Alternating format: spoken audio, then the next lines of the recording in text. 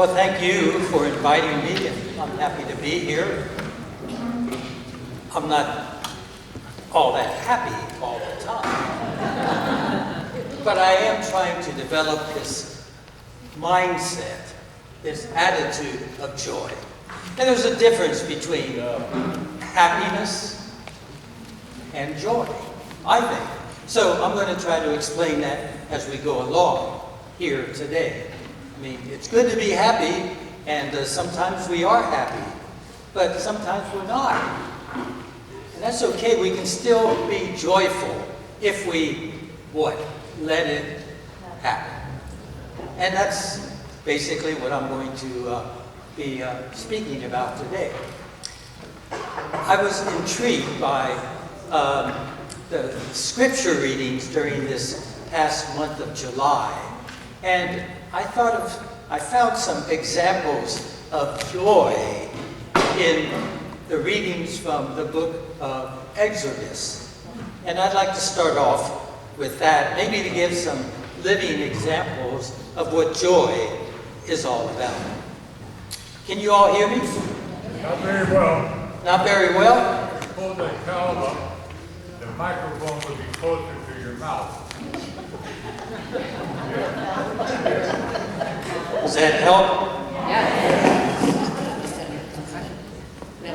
Thank you. That's Spicy Becky. And I asked her why she's spicy, and she wouldn't tell me. Y'all will find out eventually. Is that better? It's okay with me. It's okay with you? Okay.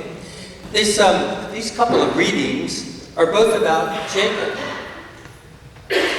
And Jacob was going on his way from his father's house to a place called Bethel. And then he was moving on to another place. He was moving on because he was given the command, the courage, the urge from his father. He had to go out and start up this great community of people that we're supposed to be. The people of the Hebrews, the Jewish people. Anyway, during his trip, this is from the book of Genesis, he was going on his way, and he had a dream. A stairway to heaven rested on the ground with its top reaching to the heavens. And God's messengers were going up and down on it.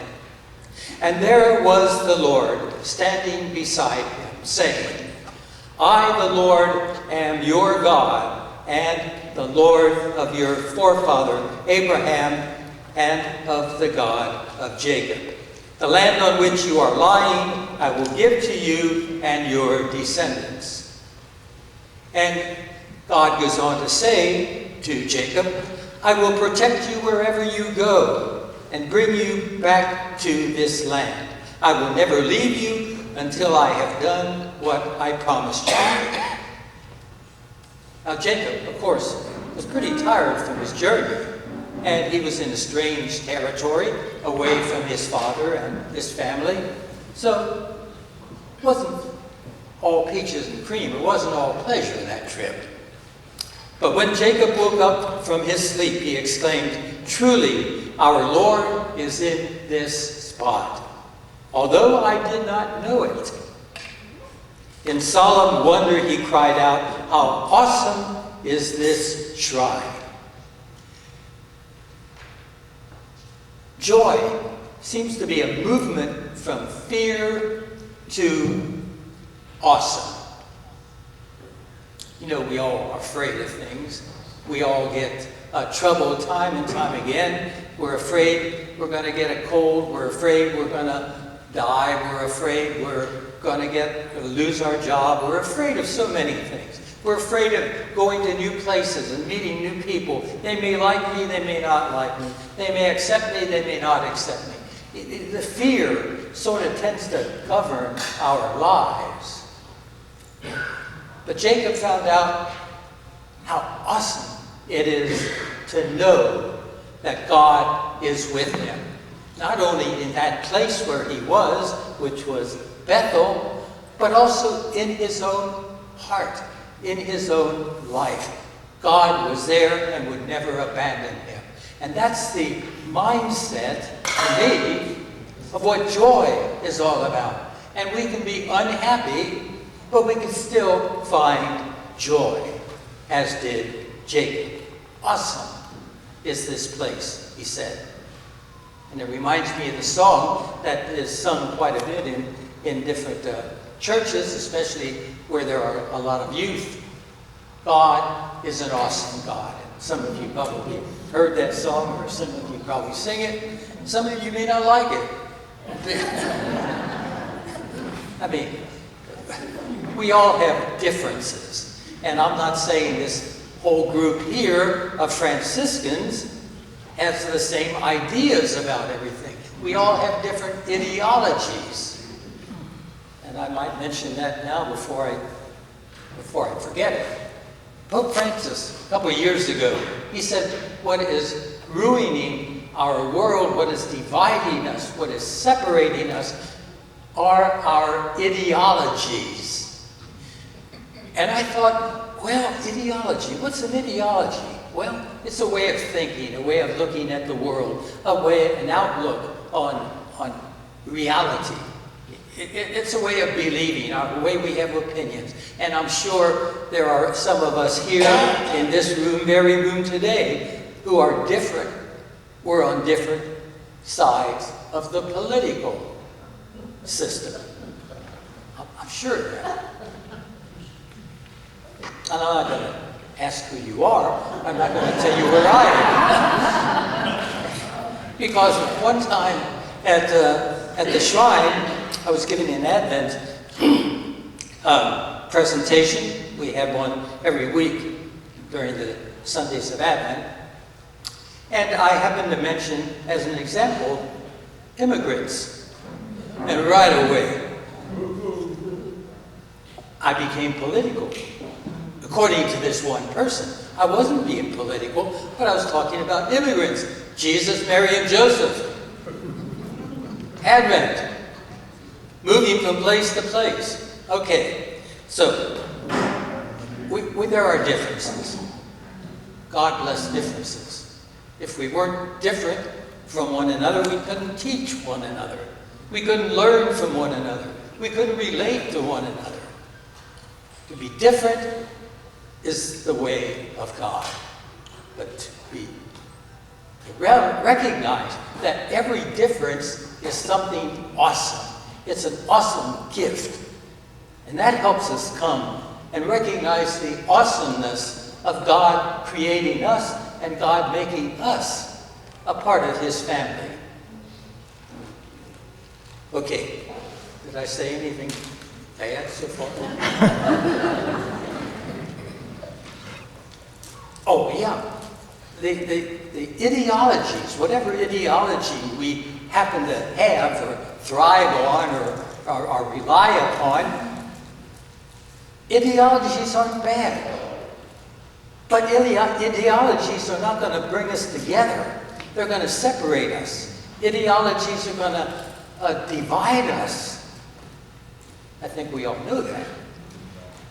Unless we have a theology. In other words, unless as part of our ideology is a theology whereby God is number one. And that's the unitive force that brings us here today.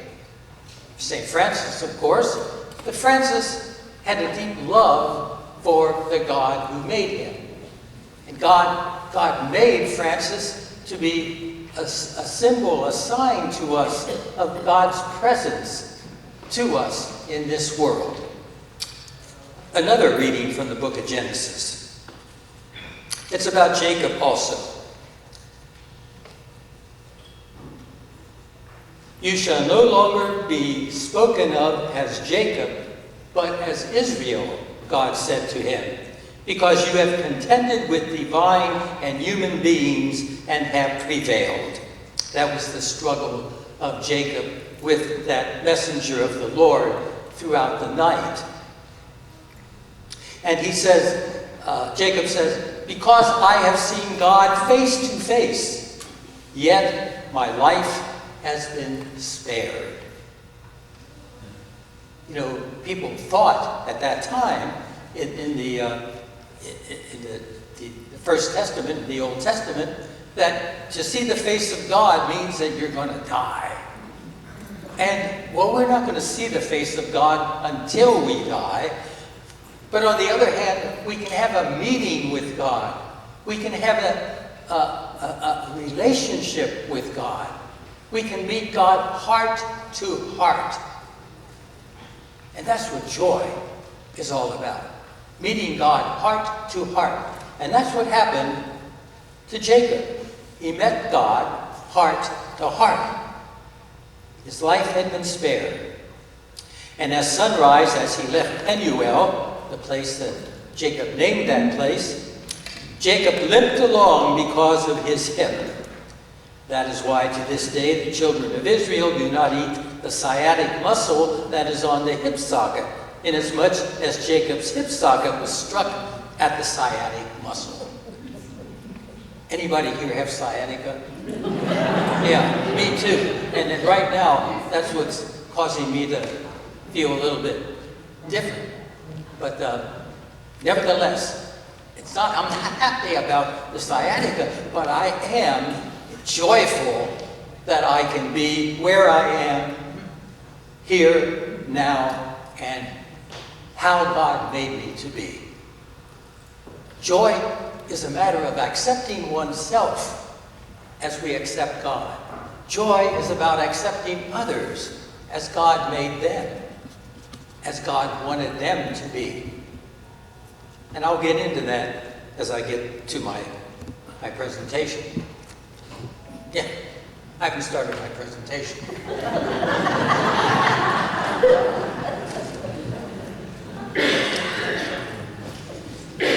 My presentation is going to be about how we can let joy happen in our lives. How we can meet God heart to heart and let that fill us with joy. I'm going to use number one, I'm going to use a norm which I sort of follow in my life. I learned it a number of years ago. I learned it on one of my sabbaticals. I've had two sabbaticals in my life. One was for a year. I was at Boston College just studying in order to learn. Throughout the seminary, I was always studying in order to get a grade, in order to pass.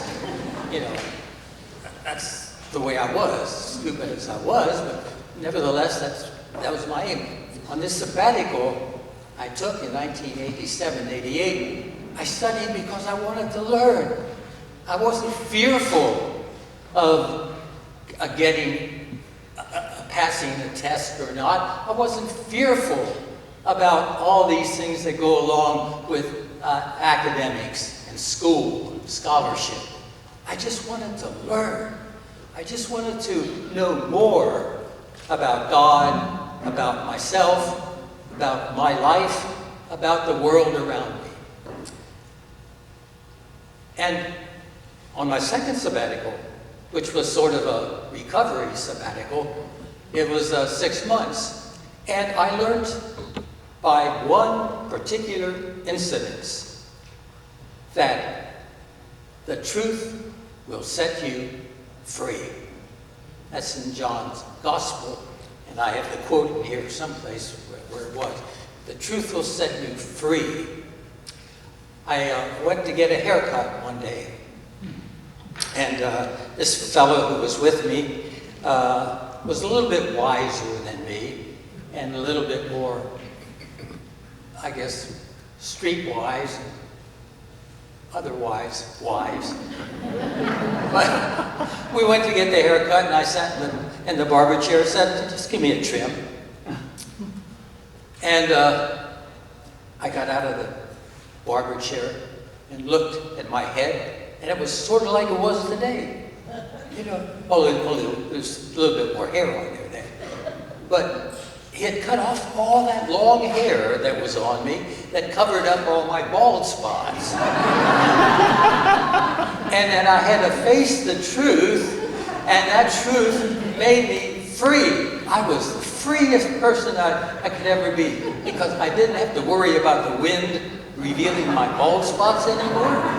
I didn't have to worry about putting stuff on my hair to keep that hair down. The truth set me free. And from there, I took it from John's gospel, from Jesus' words. The truth will set you free, but freedom gives me peace. And peace, when I'm in peace, I find joy in my life. Truth, freedom, peace, joy. That's my mantra. And that's my sort of norm for trying to live my life as joyfully and as good as I can be. Truth leads to freedom. Freedom leads to peace. Peace leads to joy. Not always happiness, but joy. So that's one of the foundations, I guess, for my presentation today. A second foundation is the story of Francis and Brother Leo in the life of Chilano, where he talks about perfect joy. And I might read a section from Murray Bodo's book, Journey in the Dream. The third thing, if I ever get to that, will be the story in John's Gospel, the story of the miracle at Cana. Another joy-filled event. So, to begin with, these four complementary concepts: truth, freedom, peace, joy. It was in John 8, verses 31 to 32. If you remain in my word, you will be truly my disciple, and you will know the truth, and your truth will set you free. And as I said, that freedom leads to peace, and peace leads to joy. So, the narrative that I am going to use, it's a beautiful story in the life of St. Francis. He and Brother Leo were traveling along, coming back from a long journey. And as they were coming back from a long journey, they were tired and they wanted to find a place to rest, a place to sleep for the night, perhaps, a place to get something to eat. And Francis always trying to teach Leo, and Leo always trying to learn a little bit more from Francis, because he looked up to Francis as his spiritual master. Francis told Leo a parable. And the parable was that if it would be that we would go to the Portiuncula, if we would go to our friary there, and it was raining and it was cold outside, we would knock at the door, and the brother would open the door, and he would not receive us. If he would not receive us, in fact, he would be a little bit mean and say, go away, go to some other place to get help. And Francis said, this is perfect joy. And perfect joy, Francis goes on to explain to Leo, that perfect joy is living with the Spirit of God. It's being patient, not to realize that we can't save ourselves, that we cannot do everything, we cannot be in control of everything that happens. And Francis says that is perfect joy, because number one, It's perfect joy because we're recognizing that God is God and I am not. That's the basis of all true religion. God is God and I am not. I learned that expression from a man named Terry Hershey, who wrote for, did some publishing through St. Anthony Messenger Press, I think, Pat. You remember him? Terry Hershey. He's a wonderful motivational speaker. And God is God, and I am not.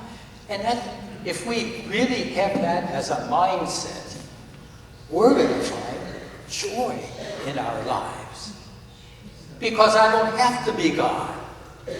I don't have to save myself. I don't have to control everybody. I don't have to control the world. God is God, and I am not. Adam and Eve said, hey, God is God, but we want to be like God. That was the temptation that came to Adam and Eve. It's the temptation that comes to us, time and time again. We want to be God. Talk about ideologies. My ideology is better than your ideology. I got the truth. So if I got the truth, then you gotta be wrong. If I'm right, then you're wrong. Ideologies, opinions that we hang on to and feel that there's no other answer except the answer that I have. God is God. God has the answer. I do not. There's always more. There's more to every situation. I think we found that out, perhaps sadly, in our lives when we were dealing with other people. We may have put down some people, made fun of them, and we found out that there was more to that person than what we knew about it. And if we knew more about that person, we wouldn't have said that in the first place. We always think we got the whole truth, nothing but the truth. But only God has that. So where was I coming from? Oh, I was at St. Francis and Brother Leo. And perfect joy. We find joy when we let God be God. And we let ourselves be who God made us to be. Instead of trying to construct another persona, another character, another mask, or another person other than we are. And we do that. It's called the ego. And so egos are involved in ideologies. But when we get to theology, then God is God and I am not. Does this make sense? So you know why we have so much trouble in our world. I was coming over here pretty happy this morning, and I happened to listen to the 8 o'clock BBC or PBS News. And I heard all this stuff going on. I said, why am I talking about joy? And I figured, I can be joyful. I know everything's going to be all right. Because God is God. And God is with me as he was with Jacob. We wrestle with God at times, but we find out who God really is. Not someone who wants to beat us up, not someone who wants to put us down, but who wants to gift us with his very presence and his very life. And wouldn't it be wonderful, our whole life, no matter who we are, where we are, whether we have sciatica or not, everything would be well because somehow or another, God's in control and God wants the best for us. That's what love means, wanting the best for someone. There's a song, I don't know if you know it, but at St. Anthony Friar, I had a mass one Sunday, and I said, I have the mass next Sunday too. Would you please, I said to the musicians, would you please sing this song? And the song is, It Is Well With My Soul. You know that? It's a beautiful song. They had never heard it. But He said, I've been a Catholic all my life and I never heard that. Well, of course not. But the Mormon Tabernacle Choir knew it. And the man who wrote it was a guy who was deeply distressed. He had just lost his wife and 3 of his children in a ship accident. They were going to Europe. And his wife happened to survive. But he lost his children. And as he was returning on a cruise himself to go over to meet his family in England, I guess it was, he passed the place where their ship went down. And he was moved to write that song, It Is Well With My Soul. Because he knew God was with them and God was with him. Now it's easy to say. It's easy to say all these things. But how do we get to that point? How do we get to that point where we have a mindset of joy, a mindset of hope, a mindset of confidence, a mindset of not having to save ourselves, but that God is a God of mercy and forgiveness, generous with love. So, then I found a few other things that I thought would be helpful in trying to help us know that it is well with my soul. There is joy in my heart. I've got that joy, joy, joy, joy. We used to sing that. That was about feeling good, as far as feeling good, being happy. But there are times when we don't feel good and we're not happy. But that joy can still be there. And we can still be positive people. We can still be people who are looking for the good. How can we, who claim to say that I am a child of God and you are my brothers and sisters, we're all children of God. How can a person say that and still, in the next sentence, put someone else down? Curse them out. Slander them. That's our humanity. And I'm going to skip a few things here. But once we accept our humanity, which can be cruel at times, we can be sinful. We can do something that separates ourselves from God and from one another. That's what sin to me is. Sin is division. Sin is separation.